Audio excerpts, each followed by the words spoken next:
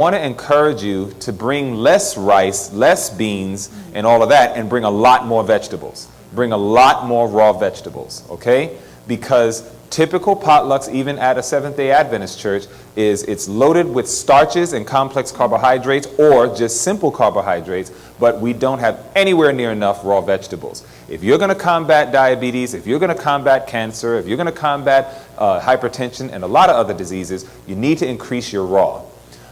In addition to that, string beans. Now, this is for individuals who take a lot of insulin shots. The same products, the same chemical makeup of what's in an insulin shot, to a very large degree, that same chemical makeup is in string beans. And so a lot of people have taken string beans and they'll juice them. And they will juice the string beans and they can actually take the juice per day and it basically can work like an insulin shot. So there are several types of herbs and foods that a person can take that can help them not just manage but really balance out their sugar and get to the problem. And again, remember, we learned that fat intake is one of the major issues with diabetes type 2, and therefore once we start to, eliminate a lot of the high saturated fats and these type of things from the diet, your cells will start to restore. And that's what's going to cause the cells to respond very quickly when the pancreas releases the insulin, and the insulin is going with the glucose, and then boom, the insulin is going to go to the cell's going to open, take in the glucose, and your diabetes is gone. So diabetes, we have found, and when I say we, I'm talking about many lifestyle educators, have found are on the easy side of reversal.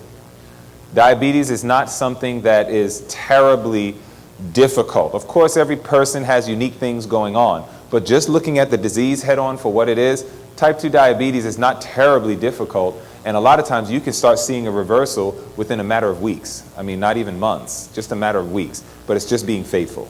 So yes, this evening, as I stated, I'm going to make you aware of some of the books that I've been using, and if individuals wanted to get them, I can show you how to get them. So one of them is the Encyclopedia of Medicinal Plants, and it does have several types of herbs that can be used to help combat type 2 diabetes. Okay. My next, there was a hand here. My sister, yes. My sister was recently diagnosed with breast cancer. I mean, as early as yesterday, I think it was the day before.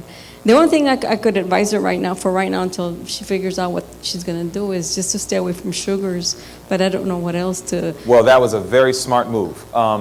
Cancer loves sugar. So that was good. Were you going to say something else? No, I was just going to agree with you because I've read that before, but I don't know if that was enough. And I know that this morning, actually, I was talking to one of your members. They want you to talk in the mic. I was talking to one of your members, and she was telling me also about the body's very acidic, and to start taking, she was saying lemon juice. But I was telling her that I'm more into things like that, and I said I'd heard somewhere that if you take lemon with water and honey and turmeric, and that would be like a neutralizer. But I don't know if I should recommend that to my sister as well. Right. Everybody has a unique case, and I never recommend stuff to people because we learned this week that the recommendation of a remedy is step 4, which means there's first steps 1, 2, and 3. We learned that this week. The first step in dealing with disease is ascertain the cause.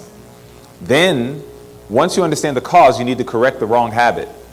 And then you need to change the unhealthful condition. And then you assist nature in her efforts to expel impurities and reestablish right conditions in the system. So we're talking step 4 right now. So normally, I would never just tell somebody what to do. I always like to understand, okay, what was the cause? What was your lifestyle like? What were you doing? Because there are things people can do that brought on their disease, and while we're giving them a remedy on one side, they're still doing that bad thing, and it's hurting them on the other side. Mm-hmm. So the first thing is we got to put that bad habit at bay. We got to stop it. That's phase 1. So anyhow, when we're looking at, the breast cancer, there's several things to consider. Now, obviously, you got stages 1 to 4. Do you know what stage she is? She hasn't gotten staged yet. She just found out. Okay, just found out. Through pathology report. By God's grace, we're hoping that it will be a very low stage, low stage, early stage. Actually, they told her it's invaded her lymph node already. It's already invaded her lymph node? Okay, so she's probably 3 or 4. And as a result of that, that means a little bit more of a fight. It doesn't mean that hope is lost. It just means there's going to have to be more of a fight and a higher level of cooperation. But nevertheless, the point is that when an individual has cancer, you did a very good step. The first thing we want to get them off of is any added sugars. And I'm talking about even honey, like no added sugar. Because when your body is at that stage where it now has tumor cells, and various types of issues, if it's a blood cancer like a leukemia or something like that, you just don't want to put those added sugars in, because cancer has a tendency to thrive off of that. So you did a very good step by telling her that. But in addition to that, we're going to definitely recommend whole food plant-based diet, no question. Now, people have to understand, whole food plant-based diet does not mean go buy a bunch of Morningstar, Boca, and Gardein products. Those are veggie meats that a lot of people get from the stores, and some of those things are so heavily processed that it can actually contribute to your problem rather than alleviate it. So I definitely would not recommend any processed food. That's another thing that we would tell a cancer patient: listen, no processed foods. Your foods have to be whole, totally whole food. So they got to learn how to appreciate potatoes. They have to appreciate quinoa, millet. We're going to have to give them diversity. A lot of different things. Obviously with breast cancer, we're going to be dealing with a lump of some kind. Boy, I tell you, my first medical missionary trainer, he was known as the herbal surgeon. And he was quite awesome. As a matter of fact, I think he was here a few weeks ago. Months? Okay, yeah. His name was Maimon Wilson. And he was my first medical missionary trainer. And he literally knew how to use herbs so well that he actually removed a woman's breast because it had so many tumors. And he removed her breast with an herb. And it was on video. We all watched it. We watched day 1, day 2, day 15, day 20. And I mean, you literally just see the woman it's like the breast just literally just goes and it just falls off. And when it fell off, a scab was already there. And in other words, there are herbs that are so powerful that it can actually remove, a body part. And that's why herbal use has to be very judiciously used, So I'm saying this to say there are times where herbal poultices can be used to help pull the tumor. We saw one lady, she had a tumor right here under her arm, lymph nodes right here. 3 major areas of the lymph nodes, you deal with your neck, under your chin, then your armpits, groin area. There's lymph nodes all over your body, really, but those are the 3 main areas when you have like a lymphoma or something like that, Hodgkin's or non-Hodgkin's. You're going to probably see lumps here, lumps in the groin area. Sometimes you can get it in the stomach or otherwise. But nevertheless, I thought it was so amazing how this woman had a tumor that was coming here. A poultice was applied, and literally you just watch day 1, day 2, day 15, day 18, and the poultice was literally pulling the tumor out. And the tumor eventually just got pulled out, and then the tumor is now hanging. It was sucked out of the person's armpit, and eventually it was just hanging and just fell down, and it just went to the ground. The woman actually went to the doctor, and the doctors checked them out, and they were like, your tumor's gone. Just verified information. It was very powerful. So again, with breast cancer, there are times where poultices can be applied. But laws of health, you can go ahead and tell somebody to do immediately. What are the laws of health? Number 1, nutrition. Okay, if you use the acronym New Start, that's fine. But, if you're going to use New Start, you got to use nutrition. But you just got to make sure you understand nutrition. Again, nutrition is not Boca. Nutrition is not Morningstar. I'm sorry, folks. Nutrition is not even Gardeins. That's not nutrition. All of it tastes great. I understand that. But it's not nutrition. When we're talking nutrition, whole foods, unprocessed, nutrient dense. That's nutrition. Then after that, we're going to get into exercise. You would be amazed. I have a little book here. Did I take it out? Okay, yeah, here it is. I have a book here. It is awesome. Because I travel a lot, I decided to put all my books, on here, because I can't carry 25 books on the airplane. I'll break my back. So I have a book here. What I do is I invest in a lot of books, because I got to stay up on top of a lot of stuff. And what I have here is I have like different health books. I love this one, healing through exercise. This is like the latest scientific data on how exercise literally impacts your health. That's why I kept talking about exercise. Like they talk about it. And strength training is not exercise in the context of this. I want to say that to, my brothers, because I know that we want to get buffed up, but you have to understand cardio is your key. Cardio is your key. Strength training is needed, but cardio is your true key to health. Cardio. You got to know how to get your heart rate up. And you got to know how to go for a long period of time. The world says minimum 30 minutes a day. Minimum 30 minutes non-stop cardio, where your heart rate is at 140, 150, 160, or what have you. If you can get that in per day, you're on a great track. Now, they have a section in this book where they actually talk about breast cancer. And they get into healing through exercise, and they'll show you the latest studies from Harvard, Yale, all these things where the universities are really getting into, wow, exercise is phenomenal for combating various diseases. So exercise, we would put together some type of aerobic regimen for her that doesn't overwhelm her, because we don't know how many B symptoms she's showing. If she's, typical symptoms of cancer, weight loss, loss of appetite, these type of things. So, depending on how she feels. But the long story short is, you cannot go wrong with the laws of health as an immediate response. Water, half the body weight, fluid ounces, pure, uncontaminated water. They're going to need to drink that, And I say that because some people drink from the sink. And sometimes your sinks are not putting out good water. There's probably fluoridation and all this other stuff in there. So you got to watch out for that. But there's so much to share. Now, what I would recommend is that if you don't have an idea of what to do for your sister and you want to know, then you let me know. I don't do the procedure per se, but I am familiar with sanitariums. On December 25th, what's December 25th? That's Christmas. That's Christmas. Now, I don't know how y'all feel about Christmas, what have you. I'm not one to celebrate Christmas myself, but I'll say this. On December 25th, 1865, God gave a beautiful gift to this movement called the Seventh-day Adventist Church.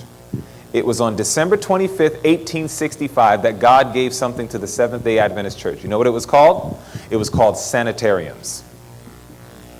That's when it began. Sanitariums. Today, if I say hospital, everybody knows what I'm talking about. Sadly, when I say sanitarium, many of us don't know what I'm talking about. The sanitarium was God's solution. If I had my computer connected, I would show you a statistic. Remember a few years ago we had H1N1, swine flu? Remember that? When the swine flu came, everybody got afraid because they thought it was going to be the next pandemic. It was going to kill just millions of people. But I will say this. Did you know that H1N1 goes as far back as 1918? In 1918, there was a flu. I think they called it the Spanish flu. And when it was called H1N1. Now, there were three types of medical care in America that was responding to H1N1. The first one was hospitals. The second one was the military medical units. And the third one was Seventh-day Adventist sanitariums. Do you know who had the lowest mortality rate of the H1N1 patients that came in? It was the Seventh-day Adventist sanitariums. They had the lowest mortality rate. If you went to the outpatient hospital, there was a pretty decent sized mortality rate. People were just dying. Then if you went to the military hospitals, people were dying. When you went to the Seventh-day Adventist sanitariums, there was only a absolute minuscule small percentage of people that died. Why? It was because the Seventh-day Adventist sanitariums functioned by something completely different than you see in the hospitals. There was no drug medication that was being distributed. All the sanitariums were in the country, not the city. They all gave natural remedies, different herbs. They taught lifestyle. I mean, it was beautiful. Just as far back as the 1960s, in America, we had over 50 sanitariums in America. Today, we barely have 10. They're dying.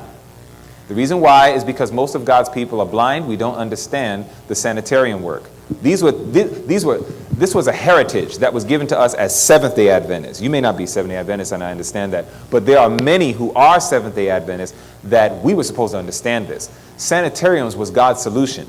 Now, a few weeks ago, I was at one of those sanitariums in America. And I was there because I know the directors, and I'm probably going to start doing some work with them in the very near future. So, we were there, and we were doing some different things. I went there to get a final treatment for my open heart surgery.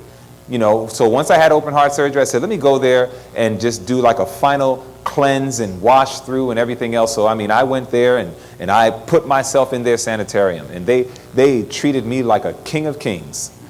And it was awesome. And so, that's one of the reasons I know that I'm standing before you with the energy and burst that I have. It's like, it was a blessing. But I remember being there, and I said, this is one of them. They have had people come there with AIDS, and they would leave without AIDS. That's how powerful the sanitarium is. They would have people come there with stage 4 cancers of many kinds, and they would leave without stage 4 cancer. The miracles that would happen at our sanitariums are huge. And so if you are concerned for your sister and say, you know what, I don't know, I would encourage you, get in touch with me, and we can talk about some of those sanitariums that do still exist in the U.S. that they can go to and probably get some really good help. Okay? I'll leave that door open for you. All right, any other questions? Yes, I see hands going up. Hello. I had mentioned to you earlier in the week that I had IBS. Yes. And my question, it's kind of 2 in 1.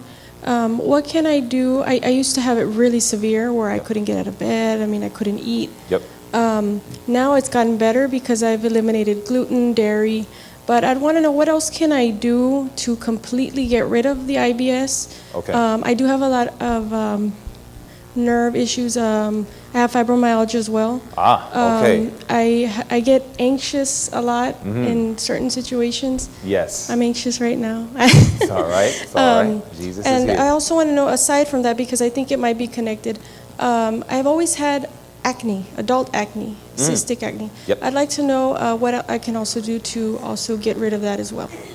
Okay, no problem. Well, IBS. Okay, IBS is different from IBD. If you hear IBS and IBD, please understand they're not the same. IBD is irritable bowel disease, okay? But, and really it's inflammation, inflammatory bowel disease. That's Crohn's disease. That's ulcerative colitis. Those are much, much more major autoimmune issues. But then you have IBS, which is irritable bowel syndrome. Now, when you hear that term syndrome, we know we're definitely dealing with something with the mind. So if you have IBS, one of the first things you want to do is get control over what's impacting your mind.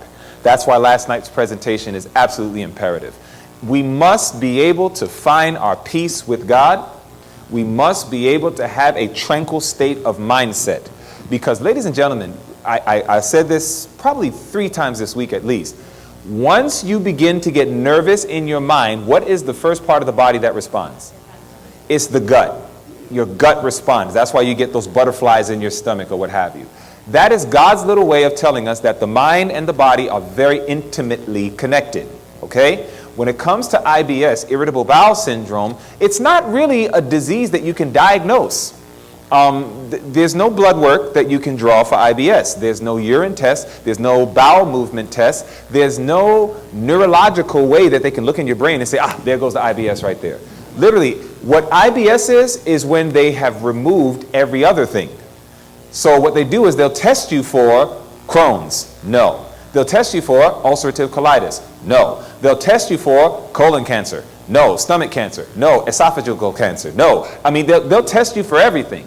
And then once they can test you for everything dealing with your GI, and they see they can't find anything, then they're going to say, you know what? Must be irritable bowel syndrome. That's kind of like how this process is done, okay? So, again, the first step in dealing with IBS is what's going on with the mind. And the reason for that is because it's the mind that's triggering a lot of that. Because with IBS, it's kind of interesting. You can be off and on. There's times where you're having anxiety, and you cannot eat. And if you do eat, it can almost feel like what you ate has nails on it. I mean, it's just hurting your stomach so bad. But then there are times when you can be in such a peaceful state of mind that it's like you can eat certain things and it has no impact on your stomach whatsoever. So IBS is very interesting like that. So my point is that number one, we need to deal with the mind. We need to deal with the state of the mind. We have to get ourselves to a place where, again, we can find out what are the things that's causing my anxiety. Sometimes you need to ask yourself certain questions. I would be afraid of death, as an example. If you're afraid of death, sometimes you need to ask yourself, why? Why are you afraid of death? And you'd be amazed at your answers. Because sometimes people are afraid of death. That's something very real. A lot of people are afraid of death. People are afraid of getting sick. People are afraid of a lot of things. But I think more importantly than just stating what you're afraid of, ask yourself, why am I afraid of it? And I can guarantee you, you will find a gospel seed that will help solve that problem. There's something in the gospel that will help solve that fear, that we can get to a place that we can say, you know what? Whatever God's will is, so let it be done. He can get us to that place. It's not easy to get there. I'm not going to act like it is. It's very difficult sometimes, depending on how much. But the brain is very powerful. If you train your mind to think a certain way, put it this way. This is what I realized. If you think negative thoughts on a regular basis, you create groove and nerve pathways in your mind that now it becomes super easy for you to think negatively. And sometimes the devil doesn't even have to do anything anymore. He could just sit back and be like, you're on cruise control. And just be like, you are on cruise control for negative thoughts. And therefore you can go there. So what has to happen is we have to put a road closed sign on our brain nerves. You understand that? We got to get to a place to say, okay, road closed. I'm not going to go down this neural pathway anymore. Which means you have to create a new neural pathway. A new way of thinking. And this kind of goes into the Romans 12 principle of be ye transformed by the renewing of your mind. This, believe it or not. So God is going to now help you with new thoughts.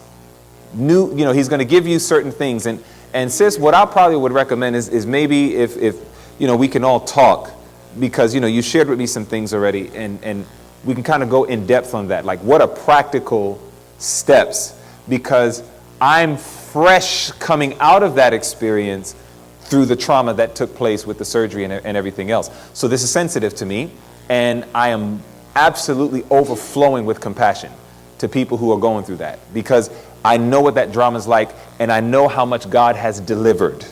So because of that, man, I'm like, oh yeah, I want to give these gems to somebody else who's suffering with that. That is actually one of the beauties of sickness, is that sometimes when you go through a problem and the Lord brings you out of it, you are that much more better equipped now to help somebody else.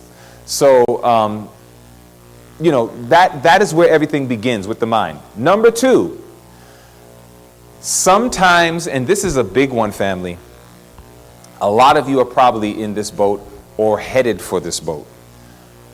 There are things that we can do that can negatively impact our gastrointestinal area, especially when we're dealing with the stomach, the intestines, and we can start to lose what's called our intestinal flora. There are a lot of things that can happen that can cause that. Stress will cause you to lose your intestinal flora. It's what's called your good bacteria, okay? Your good bacteria in your gut. You would be amazed at how many medical studies are coming out now. I mean, over the past few years, where doctors are really looking into probiotics. They're starting to look into probiotics. They're saying, hey, we need to pay attention to this.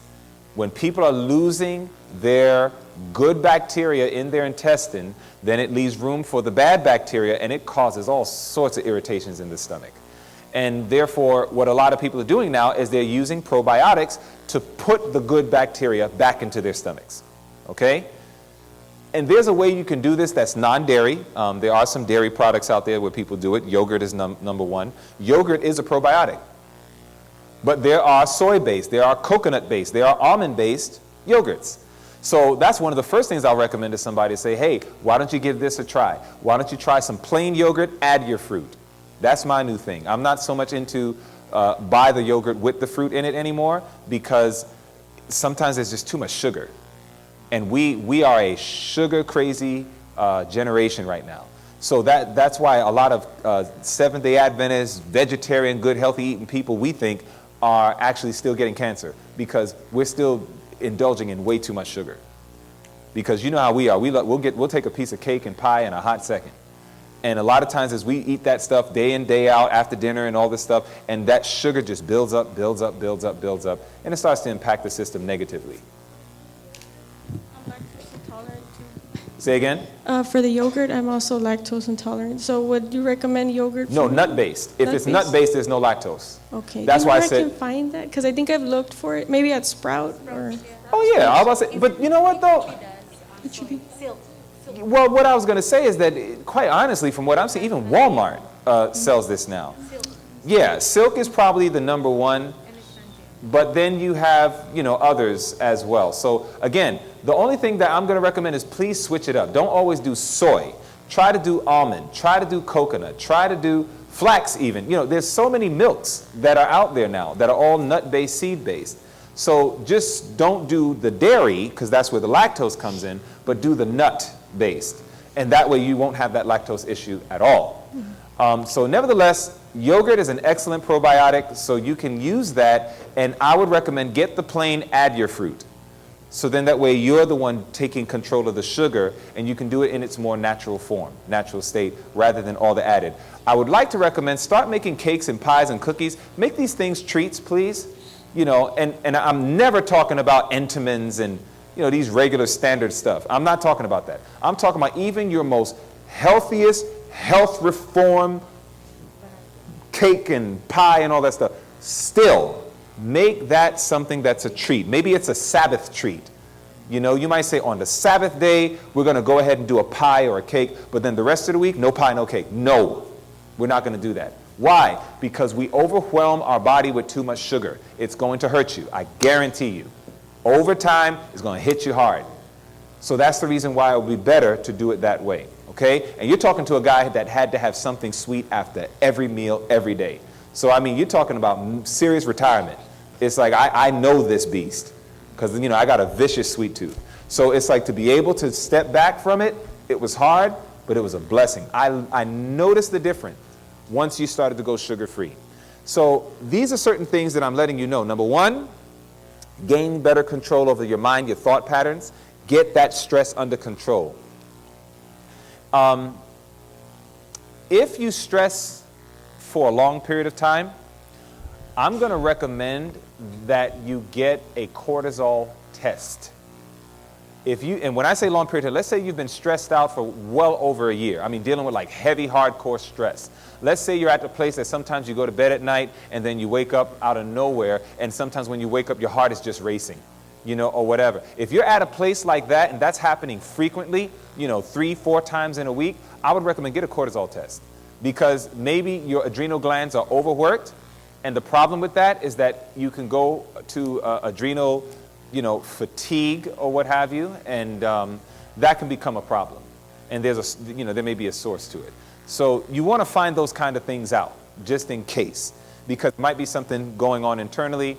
You got your kidney, and then right above the kidney is the adrenal glands, okay? And then you got I can't really get there, but the pituitary gland, it's like it's right in the middle. But, the pituitary gland and the adrenal gland, that's what's helping with all that cortisol rise. And that's what can get your heart racing and go through some of those bouts with anxiety. So you'll find that there's things that you can do. Get tested for the cortisol. That won't hurt you. You can go to your PCP. They'll help you with that. Number 2, get control of your thought patterns. Number 3, start introducing more probiotics into the system. Number 4, I'd like to recommend, sometimes some of us just need to straight up do a cleanse. Some of us have been eating stuff that we have no business eating. It has introduced toxins. It has introduced possible impaction, with the bowels. And we need to just get cleaned out. And tomorrow I'm going to talk to you about a cleanse you can do. So tomorrow at the cooking class, we'll talk about a cleanse that you can do. The cleanse will sometimes detox you to the point that you will see the acne start going away. Because sometimes the acne is there just because your body's just trying to get stuff out of you, and your elimination channels are not working at top notch, so therefore it's going to push it out through the skin, which is your largest organ anyhow, and hence you start breaking out with all this acne and stuff. So, and stress can cause breakouts too. So again, it's that stress management. I am personally amazed at how much stress can do things to your body. I mean, it is not a small thing. It's a big thing. So we need to get a better handle on our stress. All right.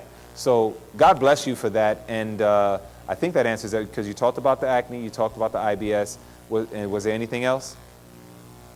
Okay. There's a really great product called Cortisol Manager. Is put together by Integrative Therapeutics. That product works very well. Look it up on Google. It's by Integrative Therapeutics, and it's called Cortisol Manager. That's something you can actually, as long as you don't have a problem with the herbs, it has like ashwagandha herb. It has, what's the other one?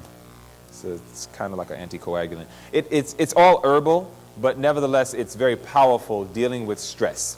Okay? So sometimes it's okay to take a supplement to help you out a little bit. All right? Say again? Progesterone cream, yes, but progesterone cream is probably dealing with people, with some serious estrogen type of challenges or what have you. Yeah. Yeah, but progesterone cream does a little bit more. That's all. When I think of progesterone cream, I'm thinking about people who are having massive hormonal imbalance, and therefore they'll use the progesterone cream to help. And yes, it can, of course, address the cortisol, but it might address more. That's my concern. Progesterone cream is pretty powerful. So that's the only reason why I just question it. All right, we have another hand here. Yeah, I just want to make a follow-up questions about the IBS or something. Diabetes. The IBS. Diabetes? IBS. IBS, sorry. Yeah. IBS. Okay, when you recommend about using probiotics, does if the person is taking any prescribed medications, do we have to stop them or we continue taking them? You definitely want to watch out for contraindications when it comes to medications. So you don't want to take something, if you're taking a med right now, I would definitely recommend whether you talk with your physician or you look it up yourself to find out, okay, what I'm about. Like a probiotic, like a yogurt, that's not going to more than likely work against any medication. But if you're talking about taking something, especially if it's a pharmaceutical grade type herbal product or what have you, then yes, you may want to be careful as it relates to how will this affect this. So an example, if you have depression, you'll probably take St. John's wort.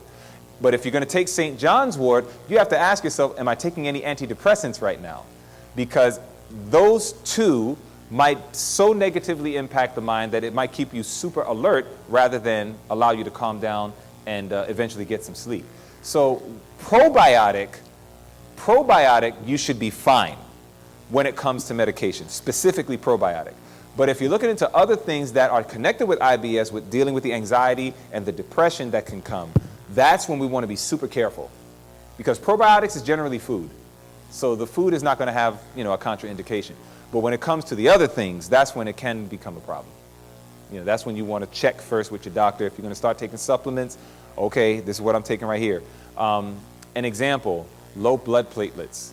If you have low blood platelets, healthy blood platelet level is between 150,000 to 450,000 microliters. Now, if somebody takes, as an example, if someone takes a product that has ashwagandha root and has kyolic garlic and maybe has a couple of other herbs like turmeric, all of those herbs I just mentioned, they all are natural anticoagulants. So if I already have low blood platelet and then I'm going to take turmeric and then I'm going to take garlic and then I'm going to take ashwagandha root, I am literally thinning out my blood that if I'm not careful, it can actually cause me a stroke. So that's what I'm saying. You got to intelligently approach the subject of herbs. You got to look at your whole package deal. You got to look at it. That's why, again, I'm mentioning things that can help, but at the end of the day, the best way to always apply a product to your lifestyle is you need to know the full story, what's going on. If I do a consultation with you, my minimum time is 2 hours. Why? Because I'm going to ask you every question under the sun. I'm going to dig in your business. But why am I doing it? Because I don't want to hurt you. It's like I'm going to ask you, what do you do? What are you eating? How much of this are you eating? How are you living? How's your relationship with your wife? I'm going to ask you, what do you watch for TV? What do you watch for entertainment? I'm going to ask you a lot of questions. And the reason why is because there's things that we'll find out that's going to cause us to say, okay, this is not going to be good for you to do, even though this product may normally help other people. So there's a lot that you have to ask so you can be responsible, all right? So I appreciate your question very much. And yes, mic person. Right here.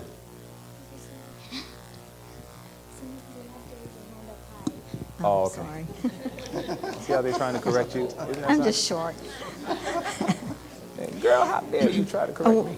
With the IBS thing, you mentioned Crohn's in there, and I know they're sort of related. And our son has Crohn's, and he had surgery about this time last year. Uh-huh. And I just wanted to know what could I recommend to him that would keep him healthy. So far, he's doing well, but I am very concerned for him. Is he doing well because he's taking medication? He is taking some, and I don't remember what it is he's taking. I know they're trying to watch his diet. He's not doing the gluten business, and his wife is really trying to keep him healthy, but I just wondered what else could they do to help. Again, a lot of these things are relative because you always have to understand the story of the person, okay? So what I'm saying is more in the general world. When you're dealing with Crohn's, it is not IBS. IBS is irritable bowel syndrome. Crohn's is IBD, inflammatory bowel disease. It's a much more, in other words, the Crohn's people will say, I wish I had IBS. You understand that? In other words, IBD is much more, it involves more suffering, if you will, if I can put it that way. So, because the bowel areas, it's getting inflamed, and it can be very painful and those type of things. Number one, well, if he's taking medications, it always gets harder with meds. Yes, you lose weight and these type of things, but you got to be careful about what you're eating, all right? So, when you said the gluten thing, are you saying that he's off of gluten? Yeah. Right, that would be my first recommendation, is find a ton of recipes on how he can have breakfast, lunch, and dinner gluten-free. Gluten-free. Because right now, like many other things, like soybeans, like corn, a lot of our wheat is also getting tampered with. That's one of the things I told you earlier in the week when I said, right now I'm just going to say whole wheat, but quite honestly, the reality is that even our whole wheat has been tampered with, and that's why a lot of people are scaling back even from your wheat and your rye and all those things. And for a lot of us, that's hard because, most of our cupboards have wheat-based products. We make breads and a lot of other things out of wheat. And there are people who go through bloating and all these other things. I mean, it can get pretty bad. It can get pretty rough on the gut. So you got a lot of people now going gluten-free, okay? So that would definitely be something I would recommend. He won't hurt through that. The only thing is, if he's gonna go gluten-free, he needs to still stick with whole food and not try to do a whole bunch of processed gluten products. One of the issues with processed gluten foods is that while they have taken out the wheat and this, that, and the other, the sugar has increased. Your sugars are going to increase. If you search out your gluten products or gluten-free products, you'll see a lot of times gluten-free cookies, gluten-free everything. Everything's gluten-free now. Because for the world, they turned it into a whole marketing thing. But for us as health-conscious people, it's actually wise to start scaling back on some of the gluten-based products. But the world has just turned it into this big marketing thing. But the point is that a lot of people are just moving away from gluten, and they're getting a lot of processed gluten-free stuff. And with doing that, they're not paying attention to the sugar content. They're not paying attention to it. And as a result of that, they're getting a ton more sugar put in their bodies, so hence they're going to still get pretty sick. So those are the kind of things that I would warn him about, is to say, if you're going to go gluten-free, just stick with whole food. And then that way you'll be fine. Don't go into a lot of processed gluten-free foods, whole gluten-free. Tell him to drink copious amounts of water. He needs to drink his water. He needs to get half his body weight in fluid ounces. And that's his minimum. If he lives in hot Texas like this, you need to add like a few more cups because he's going to burn that stuff out easy once he just gets out in that hot weather. So that's going to be another thing you want to help them to understand. So again, please, water, water, water, water. The gut loves water. When 75% of the immune system's right there, they need to stay hydrated. So that's going to be very important. Exercise. Also, especially with IBD, and this is for everybody, I did not see enough people outside today after the meal. You have to walk, my brothers and sisters. When you finish a meal, walk. Ellen White said it over 100 years ago that we should take a walk after having a meal. But it was in 2013 that now medical science is saying we discovered that it is actually healthy for someone to take a 15-minute walk after a meal as it assists with digestion. So medical science is always late. You know what I'm saying? But thank God they're not too late. So, we have been told this as Seventh-day Adventists. We've been told this over 100 years ago that we should take a walk after a meal. Because when we finish eating a meal, what do you feel like doing? You feel like sleeping. You feel like sitting back. And if you feel like sleeping, you probably ate too much. Secondly, when you get up, you need to walk. As soon as you finish your meal, just, hey, guys, let's go for a walk. Take your family, take your children, get some good family time, and you take that nice walk. But the more we keep sitting back after the meal, whoo, man, that was a good meal. Woo! And we're just patting our big old bellies. What's going to happen after a period of time, things are going to start happening in the gut. It's going to start hurting us, okay? So we want to avoid that. So please tell him, take that walk 15 minutes right after that meal. And that's going to also help him a lot. Then plant-based. I said whole foods, but somebody says, yeah, I ate the whole fish. It's like, no, I'm not talking about whole foods meaning, the whole fish. Plant-based. The animal kingdom is not friendly to our stomach. Always remember, I don't care if it's fish, chicken, beef, goat, any of that. None of it they give you 0% fiber. 0. And if you got an irritable or inflammatory bowel disease, you do not want non-fibrous foods going in your system. You need food with lots of fiber. So that way it helps get everything in and out.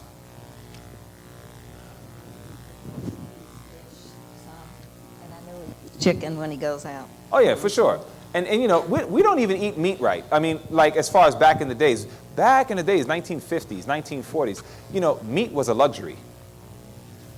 Meat was a luxury. People did not eat meat every day. It was something you'd have on that special Sunday dinner. You know what I'm saying? Something like that. And then you'd have your meat. But throughout the week, especially if you were living agricultural life, it was like, plant-based foods and things of that nature. Meat was a treat. Today, we eat meat. Breakfast, lunch, dinner, snacks. Everything is meat. They have food where they have sandwiches like a Kentucky Fried Chicken where it's instead of bread, it's meat, and then meat in the middle. Yeah. Oh, wow. Are you serious? Yes. No, instead of bread, it's meat. That's deep. That is so deep. They're like, get rid of the bread. Gluten-free.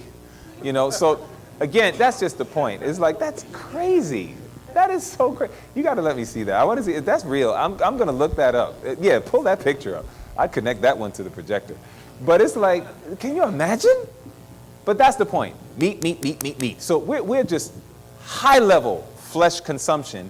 And if you watch the trend of disease in America, we're skyrocketing. So there's no way we can't see that it's not connected there. So that's the thing I would encourage them is just say, listen, try to go more plant-based, scale back. It's going to require intelligence. I get that. He's going to have to learn how to retrain and cook some things. But those are little steps amongst many. Look at that. Wow. Hold up. They got the name of it right here. KFC Double Down. KFC Double Down. Can you imagine? Look at that. That is crazy. I can't believe that. That is amazing. You're talking about meat lovers. They want to kill you. KFC stands for killing folks continually. I don't know if you ever paid attention to that. KFC, killing folks continually. So, don't do it. Don't kill yourself. Don't kill yourself. Wow. That's just terrible. All right. So, those are certain things that you can do with the IBD. There's a whole lot more. And like I said, I can show you some of the things from the books and what have you to help with that, okay? All right. Next question. Next question. Okay, we have a hand right here. Yep, hold it up. They want you to see your hand. Oh, hold it. We have someone in the back, so let me let him ask, and then, sister, Lauren, if you can make sure you come to our friend right here next, okay? Go ahead. Natural remedy. Okay, so for acid reflux, again, we're going to ascertain cause, right? So acid reflux, number one of the things that can contribute to GERD is when you eat and then lie down. So one of the things I would recommend is don't eat and lie down. That can definitely contribute to acid reflux, okay? You should not lie down. You should give yourself probably about at least an hour or more before you would take that type of posture after eating a meal.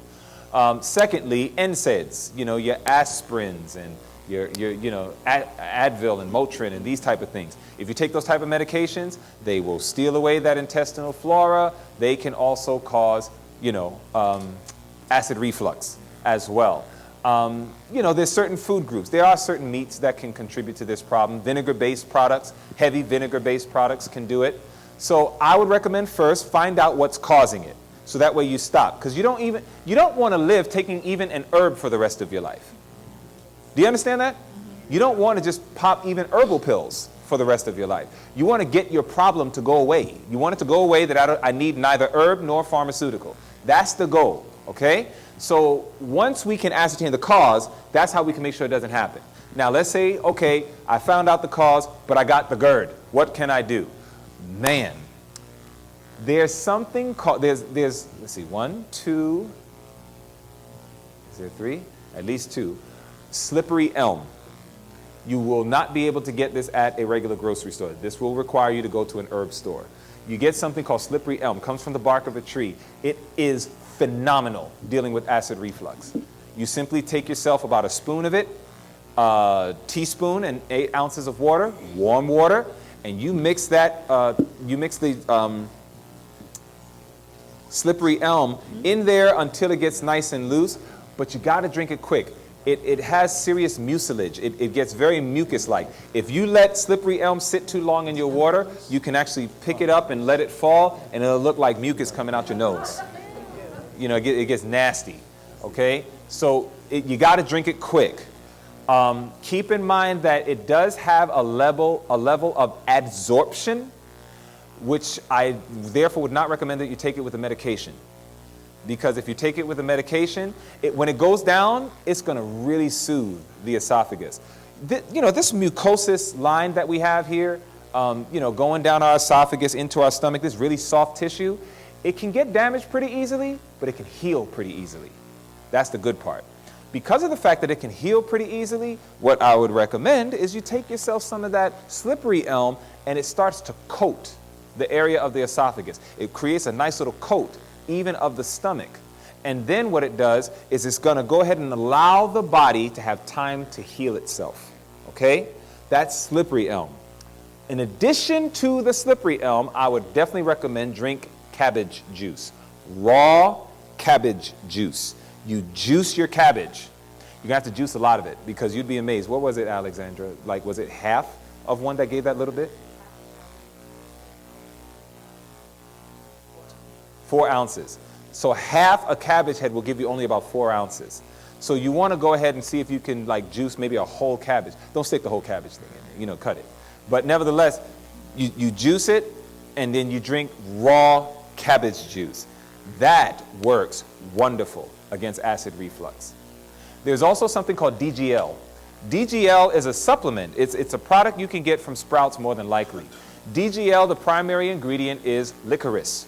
Licorice is excellent in helping with things like acid reflux. Again, it does the same thing like the slippery elm. It puts a coating there and gives the body time for it to heal.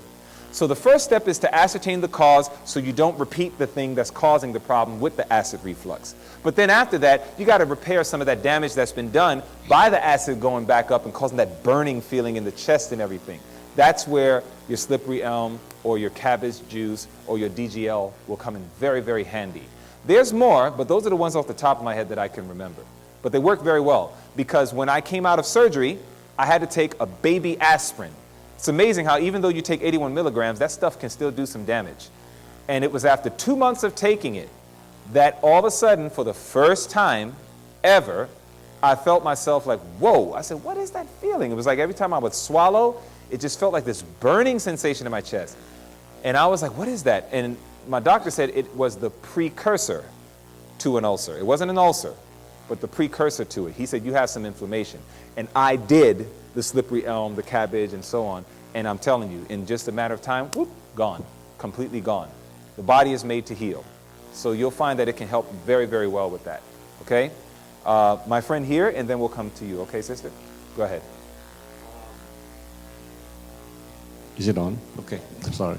The Israelites were promised by God when they go to Israel, to the Canaan, that they will eat milk, place of flowing with milk and honey. Land flowing with milk and honey. And Jesus was prophesied in Isaiah, as you mentioned last night, eating curd and honey.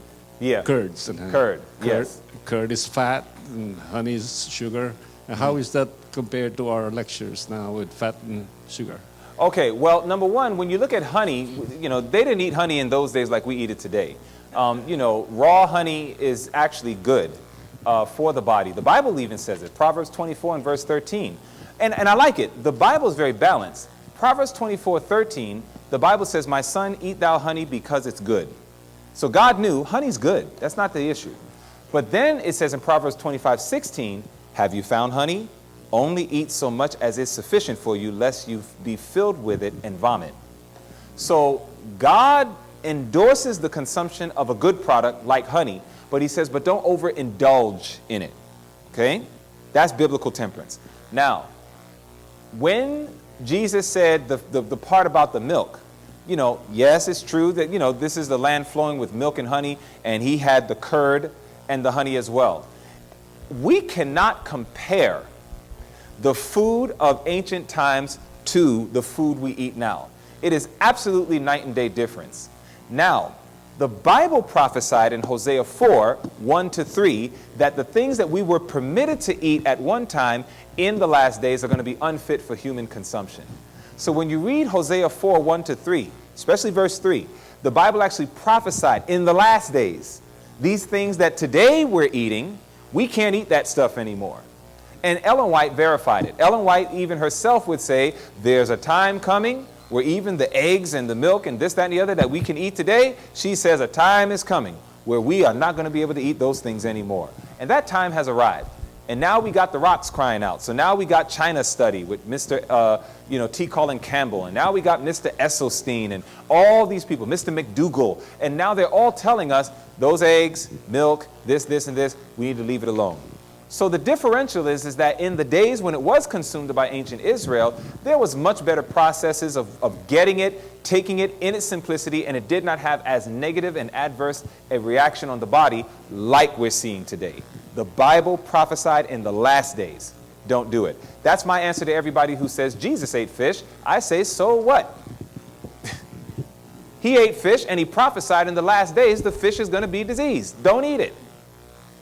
So, you know, you can eat the fish. If you was in Jesus' day, enjoy your fish. But if you're in the last days, stay away from the fish. It was the Spirit of Jesus that spoke through Hosea that said in the last days, the fish is going to be unfit to be eaten. And it says fishes of the sea in verse 3. So it's there. So that's the way that I deal with that. The food back then is not the food that we're eating today. That's why today we stay away from it. Yes. Okay, I have over the time discovered that I'm very sensitive to nightshade foods. Nightshades, yes. Okay, so what is causing it? Because it's been by elimination that I've discovered that, and I'm just wondering what would be an underlying cause for that, and if there's a cure for that. Okay, so you got rheumatoid arthritis is one thing they'll tell you stay away from the nightshades. Then there's certain skin disorders. You have something like candida, where they'll tell you, candida, you know what I'm talking about? Mm-hmm. Okay, so have you ever been tested for that? Not recently. Okay, might be something to look into. But nevertheless, if somebody does have candida, there's something called the candida diet, and one of the things they'll tell you with the candida diet is stay away from nightshades, because they have an adverse reaction. So I'm not totally sure as to what it is about the nightshades that's causing that irritation. I can't recall it. I did look at it.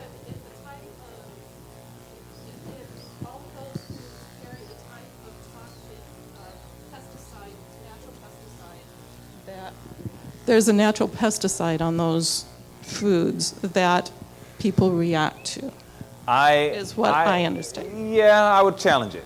I would challenge it because it's like, hold up, natural pesticide. Okay, that's like oxymoron right there. Because I would say, you know, God made tomatoes. You know, tomatoes is a creation of God, but tomatoes is considered the nightshade. So again, I'm just going to say, okay, well, if I organically grow my tomatoes, there is no pesticide. You know, so how do you know? So maybe they meant a different term? Chemical? Yeah, I mean, again, listen, we can have allergic reactions that nobody can explain. There's some people who just can't eat peanuts. You know, there's some people who just can't eat cashews. There's some people who just cannot eat lentils, you know, and they have allergic reactions. So we all have allergic reactions because we live in a world of sin. And sin is just messing us up in one way or another. And that's why our goal is, like we talked about in the sermon, look forward to the new heaven and the new earth. You know, we're going to live as healthy as we can, but it's just to prepare us to work better for the Master so we can get out of this planet and get into the new heaven and the new earth. So, you know, there's but so much we can do. There's some things we're just going to be allergic to it, and there's going to be no explanation for it. But when it comes to the nightshades, there's so many variables. That's the reason why I'm just like, it's hard for me, at least right now, to just say, well, for this reason or for that reason. So I can't really say myself. But if you, yeah, very limited, very limited. Again, I know with rheumatoid arthritis, I know with candida and some other things, they'll tell you to stay away from certain nightshades because they have an adverse reaction. But I don't fully understand the reasons why. I just don't fully understand it. Any other questions? Yes, and then yes. Okay, is this Lauren? Lauren, right? Lauren, right here. No, right here. Oh, it's to the left. So much people. But we're coming to you. I have two questions. Yes, my sister. Do you recommend a cleanse for my sister who has cancer? Absolutely. Yes? Okay, and another question. What do you recommend for glaucoma? For glaucoma, you know, there's some pretty interesting treatments for that. Really? There are some people who have had some great experiences. I have a friend in Bermuda that she did the lemon honey treatment, lemon honey eye drop. And she actually took, you know, fresh lemon juice. Don't buy any bottled stuff with preservatives. Fresh lemon juice and raw honey. And she took the fresh lemon juice and the raw honey, boop, boop, dropped it in the eyes. And she did that for a period of time. And it actually started to reverse her situation with her glaucoma. And she was able to see a whole lot better. And she did not have to have surgery on the eye as the doctors told her to. And my understanding is to date, she still doesn't have to do it. And that's been at least 2 years. One-on-one? Yeah, one-on-one. Yep. So, you know, some individuals have had good success with that. But again, raw honey, not any type of filtered honey. It has to be raw. Raw honey, and then, again, the fresh lemon juice. None of the prepackaged stuff. And it worked very well. So some people have tried it. It shouldn't damage your eyes at all. You know, I just don't recommend doing a whole lot of that. You know, if lemon juice can start to eat away at the dental enamel of your teeth, then you might want to be a little bit careful about just going lemon drop crazy with your eyes. But nevertheless, you know, you can do it ever so often, and it has worked for some individuals. So it's something that a person can try. I recommend do these things with a practitioner. You know, somebody who's at least a good health practitioner. They understand natural remedies. They can kind of walk you through the steps. Don't just go home and just start buying stuff and just be like, and you're just dropping everything on you, because you can hurt yourself.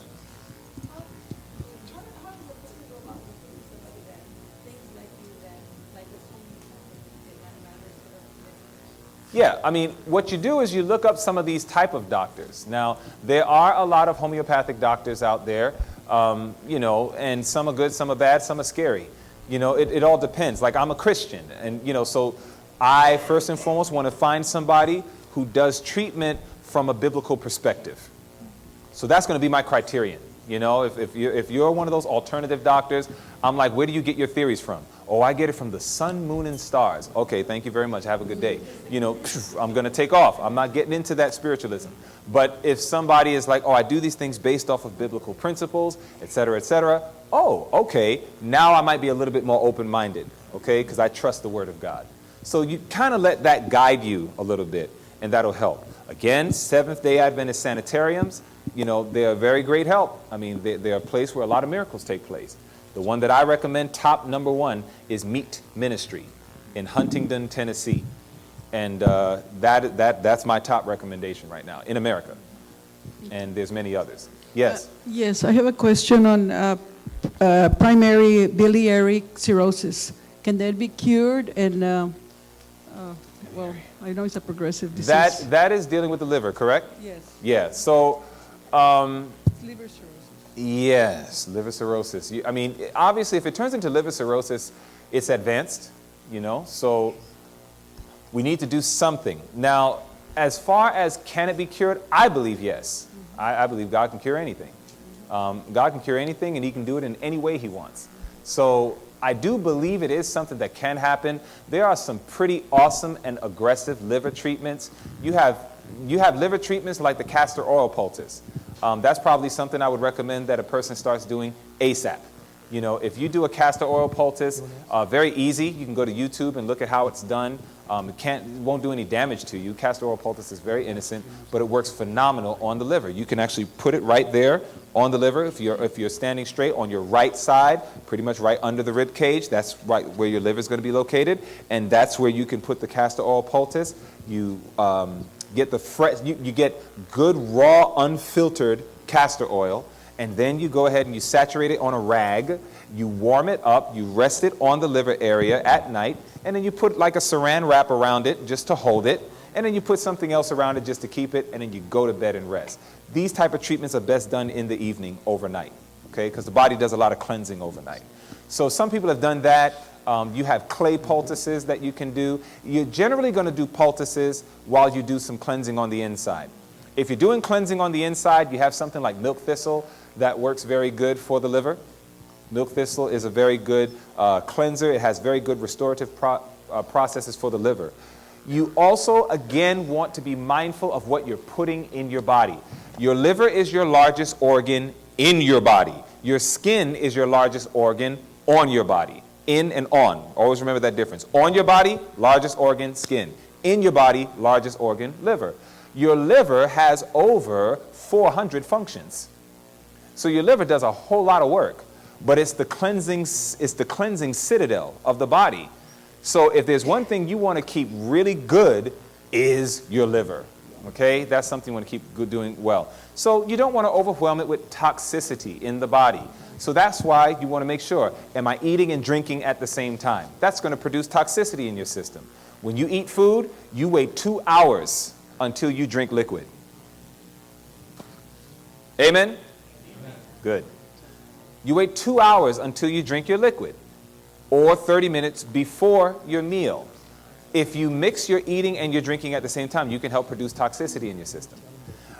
Be careful of your milk and sugar combinations. That can produce toxicity in your system, especially if it's animal milk and then your various sugars. So that's something you're going to watch out for. Of course, you got certain food groups, certain meats and things of that nature as well. So it's a combo. You're looking at what's happening with what I'm putting in my body. You're also paying attention to things you can put on the body. But something like that, I would recommend, if you can, go to a sanitarium. If you can. Because sometimes the treatments are so aggressive that's needed because the liver's getting into an advanced state of debilitation, it's worth it. Because once you get to cirrhosis, you get into a place with scar tissue, et cetera, that it can probably cause some serious damage if you don't address it, you know? And the best way to address it is not always just through popping a medication, okay? So there's things that can be done, I believe, and I do believe that there have been cases where there's been a reversal.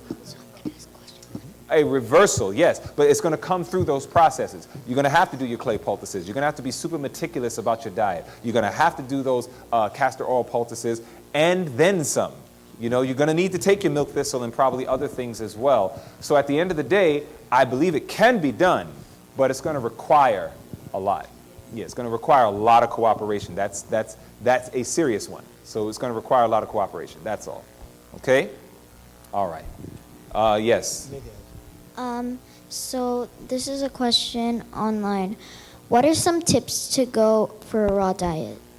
Tips to go on a raw diet? Well, man, you got to be intelligent. Listen, and the reason I say this is because folks just, I'm going raw, and they just start going raw, but they don't approach it intelligently. There are 4 things that your body needs, okay? The 4 things that your body needs. Your body needs protein. Your body needs vitamins and minerals. Your body needs fats, and your body needs carbohydrates. It needs those 4, and it needs it on a daily basis. So if you are going to go raw, you can't just say, where's the lettuce, and where's the carrots, and where's the celery sticks. You can't do that because you're not going to get all those groups in there. So there's nothing wrong if you want to go total raw, but you got to do it intelligently. How can I partake of raw food and still be able to get carbohydrates, vitamins and minerals, good fats, and good protein? If I can still get those 4 key food groups in my body while I'm eating raw, which you can, then you're doing it intelligently. Enjoy yourself. Go ahead. Enjoy your raw food. Nothing wrong with it. There's certain foods that, you might not get your lycopene out of your tomatoes, or what have you, if you eat it raw. You got to cook the tomato to get the lycopene out of it. So there are going to be certain things that you may not get out of your food as a result of only eating raw. But also, a true raw foodist knows that even when you heat food, if it's 125 degrees or less, it's still considered raw. So raw doesn't mean cold. You understand that? It just means that it's not heated up to a certain point where the enzymes in the food get destroyed. That's always the problem with cooking, and that's why you got certain people who are like, I don't want to do cooked food, I only want to do raw. They want to maintain those enzymes. So that's enough respect to that. I understand that. But I'm just saying, when you start doing raw food, just understand that just because you apply heat to it does not mean that it's not raw anymore. It depends on the level of heat. So if you're keeping it under 125 degrees, then it's still considered a raw food because the enzymes have been maintained in the food. So that's fine. And if somebody wants to eat that way, no problem. There are lots and lots of reports of folks who are doing really well eating a totally raw diet intelligently, and it's a blessing. They're actually getting a lot of good things going on with their system. Even if we eat cooked food, we should be anywhere from 70-30 to 80-20. That's why, again, if you're going to eat fruit in the morning, hey, listen, have a large apple, large banana, handful of grapes. Get some berries in there. Get your raw fruit in. Get your good, at least maybe 5 servings of fruit. Then in the afternoon, when you have your second meal, none of this half salad stuff. Let's get rid of that. Let's get a whole plate of salad now. Load up that plate. Put the carrots on it. Put the sprouts on it. Put the different things on it and get a good healthy dressing and enjoy that salad. Somebody says, man, but if I start eating all that raw food, I'm not going to have enough room for the rest of my stuff. Good. That's the plan. Because it's the rest of the stuff that's more devitamized, demineralized. It's like the raw food is where you get the height of your nutrition. Satan is playing for keeps, folks, and he has absolutely put his foot into the food industry. And so as a result of that, listen, while we don't want to discourage people from eating, we are going to have to be a little bit more judicious. You just got to think a little bit more about your food and what you're eating and why you're eating it, how much you're eating it, etc. But I'm telling you, when my wife and I went to meat ministry and we were able to get some of those programs put together at the sanitarium, I mean, they pile up your salads. They pile those salads up. I mean, you're getting lettuce, you're getting cabbage, you're getting a multiplicity of vegetables, and then you're taking flaxseed. And they don't go to the store and buy ground flaxseed. They buy flaxseed, they got a little coffee maker thingy, and they'll take that flaxseed and put it in there, and bzz, and they will crush those seeds right there because they're like, that's how you get the most fresh blessing of the nutrients from the flaxseed or the chia. And you go ahead and you do it that way, and then when you have your salad, you're spreading the chia, you're spreading the flaxseed all over it, and then you put your healthy dressing and you dig in. And your body is like, yes, yes. I mean, your body is loving it because it is like nutrition on steroids. Your body loves that. That's the kind of salads we need to be eating. And I'm serious. That's the kind of stuff that's going to bubble you over with energy, and you're going to just, you're going to be a happy person. And it's really nice, because that's what we want to be. We want to be happy, right? Okay, good.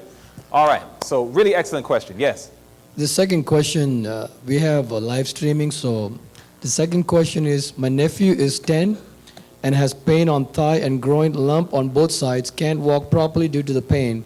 Any recommendations on the pain to minimize? Get it checked out, first and foremost. Please do not just sit there and try to play, doctor. It's like if you got a lump on the groin and a lump on the thigh, that is enough to say check it out, especially if the lump does not hurt. If you got lymph nodes that get swollen, at least if the lymph node hurts, you can say, oh, praise the Lord, it's probably just an infection. But when you get any of your lymph nodes swollen, under the chin, neck area, or around the area here, under your arm, by the groin, and it's not even hurting, but it's just a mass, that is at least more concerning of what it could be. So don't play games with that. I would say please go get your nephew checked out. Now, what can you do as far as pain and stuff? Well, for inflammation, probably one of the best ones you can do is turmeric poultice. If you do a turmeric poultice, when I say poultice, you're basically talking about a paste. You take your turmeric and you go ahead and mix it with water and it becomes a paste. You take some gauze. You make a paste out of the turmeric with the water. You open up the gauze. You put the turmeric in the gauze, close the gauze, and then rest it on the area that is inflamed. And you typically, again, do it when? You do it at night, because that's the time when the body is best at healing. And then you go ahead and you do that. So that's something they can try. Also, activated charcoal poultice. The activated charcoal, the black powder, black flavorless, tasteless, odorless powder. Activated charcoal. Do not go to the store and buy the charcoal that you use for barbecuing. I'm not talking about that. Activated charcoal. And if you get the activated charcoal, same principle. Add a little water, make a paste, open up the gauze, put it on the gauze, close the gauze, rest it on the area. There may be some poison in the area that the charcoal will adsorb. Start pulling it out. Okay? Another one is cabbage. Cabbage is also a phenomenal anti-inflammatory. You can take the leaf of a cabbage, and you know when you take a leaf of the cabbage, it has the stem and it gets a little thicker as it gets toward the end? You take the leaf of the cabbage, you rest it on the table, and you beat on that stem, and you beat it where the juice starts coming out. Okay, you can use the back of a butter knife, and you just hit it, and you're just hitting it, you're bruising it, and then you get the properties, the juice coming out of that stem. You can literally take that, rest it on the area, put a wrap around it, and the juice coming from that can help get rid of that inflammation as well. Now, here's a nice one. One day we was at GYC, and when we were at GYC, I was like, I kneel often, especially in my prayer posture. So one morning, it was the last day of GYC, and all of a sudden, I kneeled, and I was like, ow, that really hurts.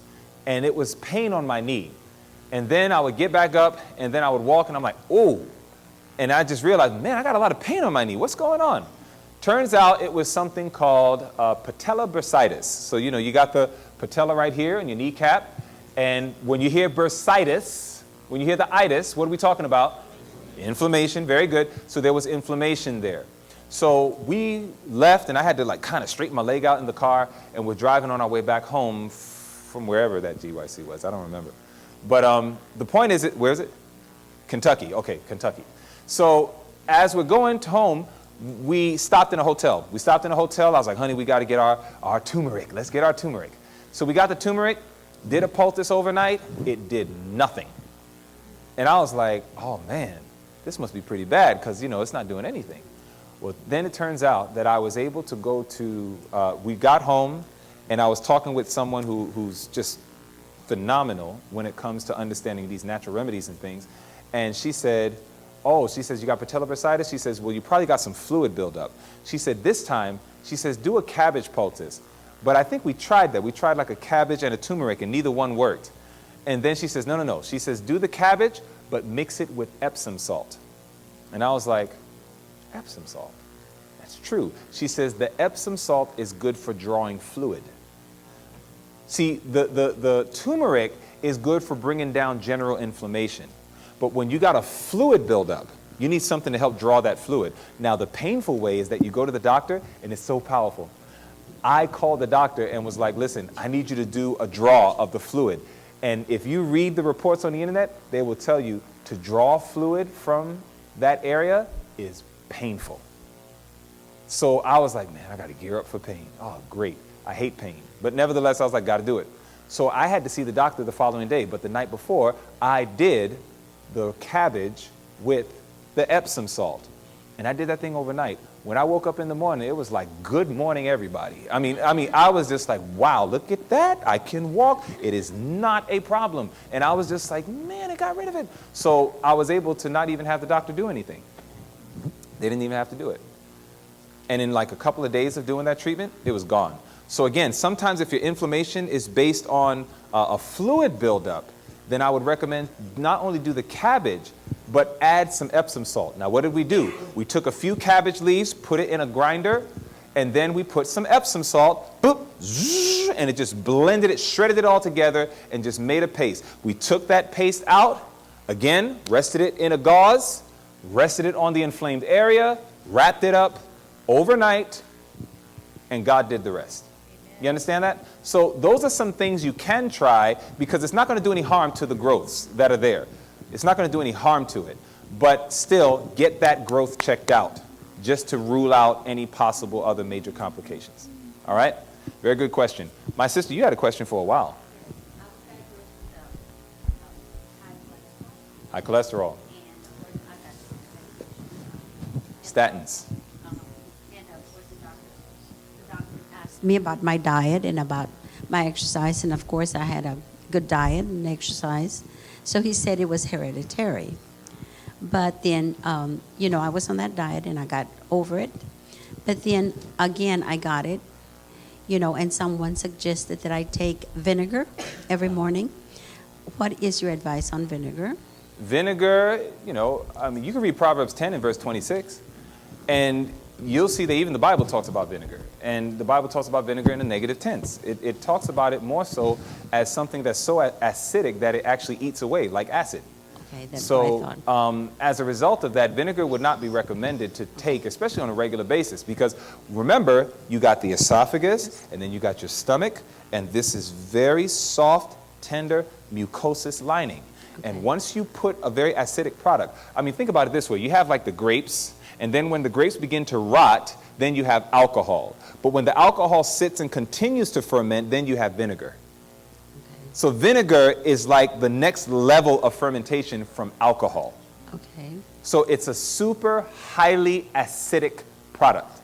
So from that perspective, that's not something you want to just keep drinking and consuming. How about lemon?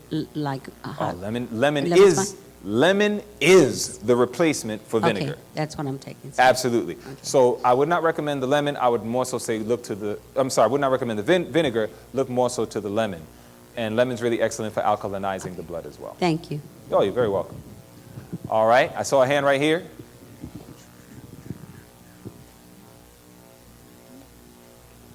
They want you to hold your hand up until you get the mic.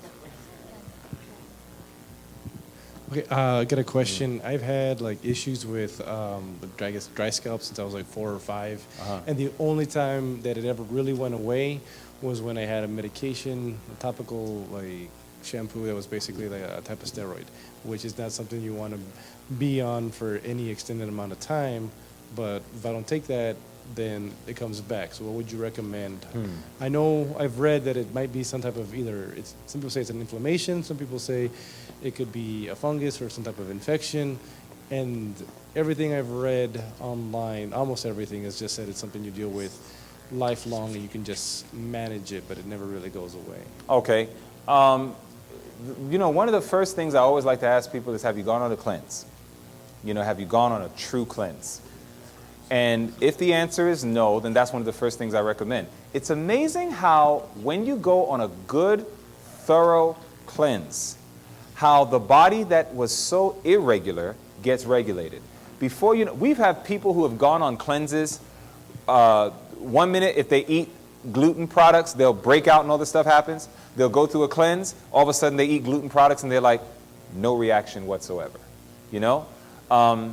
We have individuals who will, you know, have certain itching and skin disorders. They go on a cleanse, their blood gets purified, all these other things, and the next thing you know, when they come off the cleanse, their bodies are now not as scaly anymore, not as this, not as that. So the first thing I would recommend is do a cleanse. I would recommend do a good cleanse. When you think of a cleanse, you want to cleanse the colon, but you want to detox the body. So, you know, when you think of your detoxification, that's when you can probably think about products like bentonite clay, stuff like that. That's what people would generally use if they're detoxifying the body. When you're thinking about the colon, that's where you use something like a psyllium husk. You know, something that has good bulk fiber in there is going to kind of sweep against the colon and get all that stuff out. And then sometimes people do hydrotherapy, colonics, you know, they may do something like that as well. But the point is that the more that you can do those type of things, that is probably the first initiative. Then I'm going to ask, how much water are you getting in? You know, how much are you keeping your body hydrated so that way you don't have to fall into dryness, which can produce the scaliness or produce the, you know, cracking and these type of things. Those are the kind of things that I'm going to take at least the first initiative. But hey, folks, by the way, there's nothing wrong with going to a dermatologist. There's nothing wrong with going to someone and saying, can you take a look at this? You know, I do that. I mean, I stay in my lane. There are some things that I know I can control myself. There are some things that I'm like, okay, I have no idea what's going on right now. I need to get this looked at. And then I'll go ahead and I'll get it looked at. So sometimes it may make a lot of sense to go to a dermatologist and let them take a look to say, oh, you have blank. Now, if the dermatologist is like, I don't even know what you got, then that's a different story. Now you got to take total charge of your health. But those are just at least some first initiatives that I would recommend. A lot of people have gone through cleansing and have had skin disorders and various challenges totally alleviated. Because sometimes we introduce stuff in our system that's just messing us up. And therefore we need to just wash it out. We need to get it out. So that's what I would recommend, is give that a shot and then see how it works, especially if you've never done one before. Do a full cleanse. And we'll talk about it. Cleansing we're going to get into tomorrow. There's a question that says, what would you recommend to somebody who has problems remembering things? They have to write down everything if they want to remember it. For example, they're working on a task and they can't remember where they put their glasses or a hammer or whatever it is. They're forgetting. Probably one of the first questions I would ask a person if they came to me and said that, I would say, how much sleep do you get? That probably would be my very first question, is how much sleep do you get?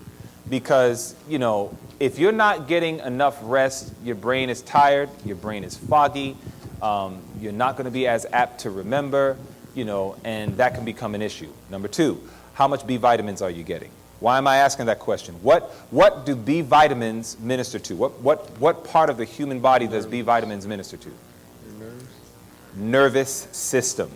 Your nervous system. So I'm going to talk about your B1, your B3, B6, B9. I'm going to talk to you about that. I'm going to say, are you getting enough B vitamins? Are you getting B12 in there? You know, that's going to probably be another question, is I'm going to question their nutrition levels.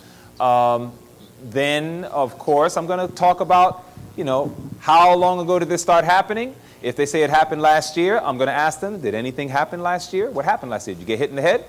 Did you damage yourself some way, somehow? Did you get a disease and maybe you came back from it? Did you take a medication that was pretty heavy? So again, we're ascertaining cause. So once we can ascertain cause, then we can start talking about remedies. Because again, we got to correct wrong habits, change the unhealthful conditions. Once we can get past those parts, then we can start talking about, okay, here's some recommendations for you. There's a lot of things that you can take that can help blood flow to the brain. Believe it or not, there's something called bromelain. Bromelain is actually very good for brain nerve function, okay? Bromelain, B-R-O-M-E-L-A-I-N. One of the best food groups that are high in bromelain is pineapple. So, you know, I might encourage them, hey man, you want to get a certain amount of servings of pineapple per day, your natural bromelain. Then there's also something called ginkgo biloba. Ginkgo biloba, that's an herb. You can look into your ginkgo biloba and you can take some of that. And that also can be very helpful. as it relates to, again, increasing blood flow and the brain. I'm going to recommend things like proper rest. You need to make sure you go to bed, lights out, dark. We had an awesome testimony from my brother when he said, man, he said he had trouble sleeping several nights and getting a full good night's sleep. And he said that he realized that one night after we talked about it this week, about a dark room, he said he has gotten some of the best sleep that he has had in a very long time. Why? He said because he cut the lights off. It was like all the lights were off now. And there was nothing flashing through his eyelids and waking his brain up. And so he was able to just get a full night's sleep. So sometimes I'm going to encourage people to say, hey, let's look at your sleep patterns. So there's a lot of things that we can consider. And obviously, if it gets too serious, then it may have to be recommended to a neurologist. You say, hey, go to a neurologist, take a look at what's going on. You might have to get a scan or something like that to make sure everything's just proper and functional up top. But quite honestly, if they're just dealing with some forgetfulness, it's not like their husband's coming to them like, hi, dear, and it's like, who are you? That's when it's like, all right, we have a problem. That's a big problem. But if it's just simply, man, I just put something down, I don't remember where it is, it just might mean you're dealing with some insomnia, you're not getting some good rest, it can be a lot of those type of things. There's lots of products out there. Neuromag, which is a good herb as well that you can take. It's a good magnesium supplement that helps with the neurological ways in the body. And, there's different herbal teas that you can make that help with the nervous system. Getting your B vitamins in there. You need your B vitamins, folks. That's very serious. So there's a lot that you can do along those lines. But that's just some general answers. Any other questions? Okay, so my sister here, and then we got a hand over here. Take a couple more questions. We actually are at our time where we need to start getting into our next presentation. So we'll take these couple of questions and we can bring it to a close. I apologize. I feel like my whole family's falling apart. That's all right, sis. But, go ahead. What do you recommend for hearing loss, like of no known cause? It's just hearing loss. Hearing loss. Mm-hmm. Hearing loss. On one side. And from what I've noticed, it seems to run in my family because my uncle had hearing loss, my brother has hearing loss, and then all of a sudden I couldn't hear from one ear. And when I went to the doctor, he just said it just happens, that's all. And all he wanted to do was recommend steroids, but I didn't have an infection, I didn't have nothing. Was there a wax buildup? Did they check for that? Yeah. That would be the first thing. Yes, no, but there wasn't that. So no wax buildup, hearing loss, I don't know. What I would recommend is see an ENT. That's who I went to see. Oh, really? Yeah, and that's the one who told me that, wanted to recommend steroids, and he said it just happens. Some people just wake up, and that's what he told me. And they just stop hearing. You might want to find another ENT. Oh, okay. But I fear like it's been already a couple of years since that happened. I feel like, well, if you couldn't tell me, but is there anything I can? Yeah, I'm just trying to think, because if there's no wax buildup, that would be first initiative. If there's no wax buildup, no damage to the eardrum. In other words, they're actually checking the eardrums and they're saying, okay, your eardrums are in good condition. The next thing I would recommend is total nerve function. There are simple neurological tests that can be done, and then there's more complex. Simple neurological test is sitting down and they hit your knee and make sure your leg kicks out. Or they'll put a light in front of you and say, follow the light, and you're able to do that. There are simple things that can easily see, okay, you have good neurological function, you're able to follow. But let's say somebody moves their pen to the right and your eyes just kind of like shaking or something, and it's not able to go to the right. Okay, well, that's probably something going on with the nerves. So that would probably be the next thing, because our body's just wired. Our body is wired with nerves. So making sure from a nerve standpoint that everything is good, healthy, and functional, which again can go back to possibly, B vitamin intake, etc. That might be the next thing to look at. But if that's okay, everything's okay, then there's one more thing I'd like to talk about.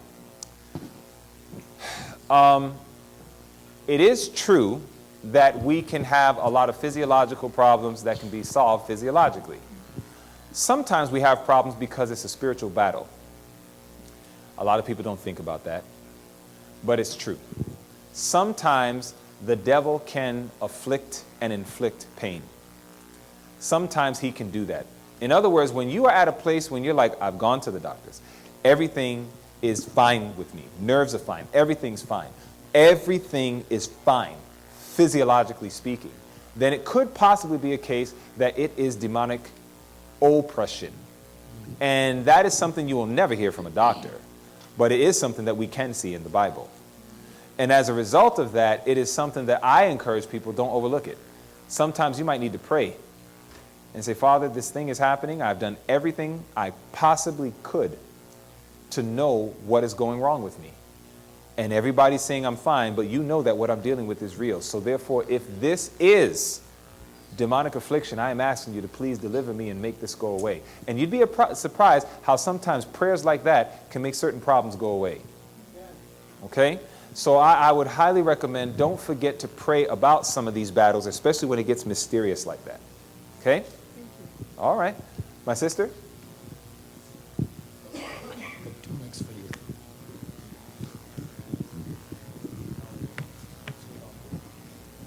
Sometimes it's tricky for a vegetarian to get the vitamin B12. Mm-hmm. So if you're doing a plant-based, or you're eating the 70% raw and 30% not raw, how do you recommend that we get that vitamin B12? Naturally, there's some vitamin B12 that develops in your mouth overnight through the bacteria in your saliva. That's why when you wake up in the morning, you'll often hear from certain health practitioners, have a cup of water and do not brush your teeth yet, and just go ahead and drink it, and it'll wash down some of that B12.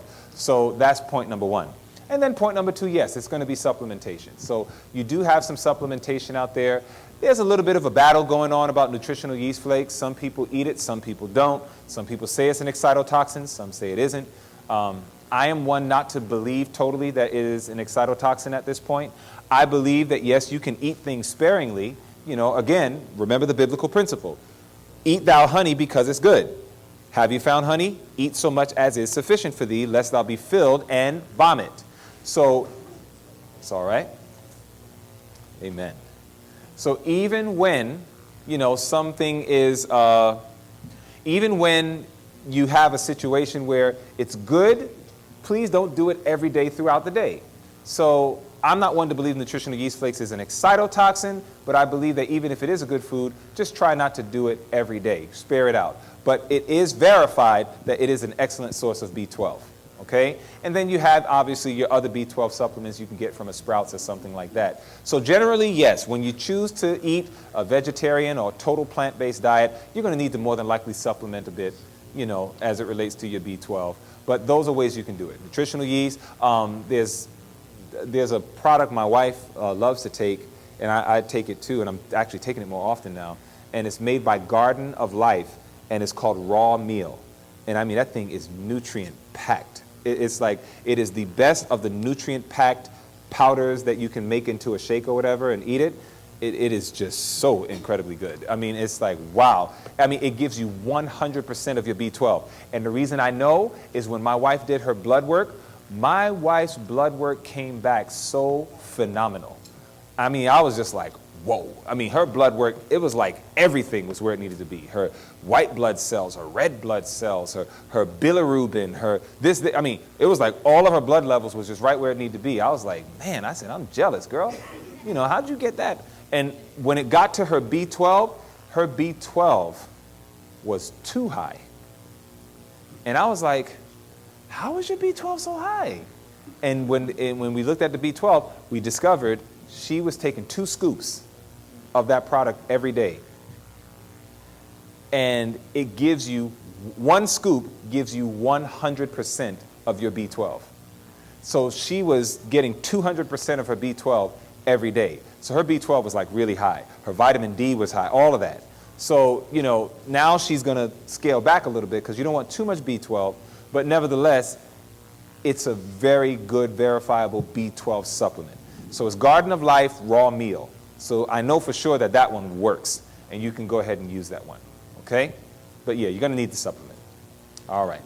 Okay, well, I am glad, I marvel at how time flies, but, we're very grateful for the time that we were able to have in going through our question and answer session. I'm thankful that the Lord has helped to provide answers, and there's a whole lot more out there. We just need to be very faithful in our studies. And so, I just want to encourage you to keep studying, keep praying, keep looking to the Lord for guidance, and God will help us. And I'm going to pray, And we're going to need to take a few minutes break, and then we'll come back, and I'll just do what I can to shorten the presentation. But we're going to take a few minutes break, and then we'll come back, okay? Let's bow our heads for a word of prayer, please. Loving Father, we are thankful for the time that we were able to spend in the study of your word.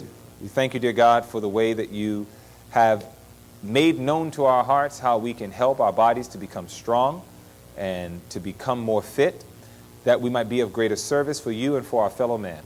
We pray that you'll please continue to show us the ways that we can overcome, by your grace, our various ailments and sufferings, and that in the end of it all, that we might experience what you desire for us, which is perfect health. These things we ask in Jesus' name. Amen. All right. Let's take a few minutes, please.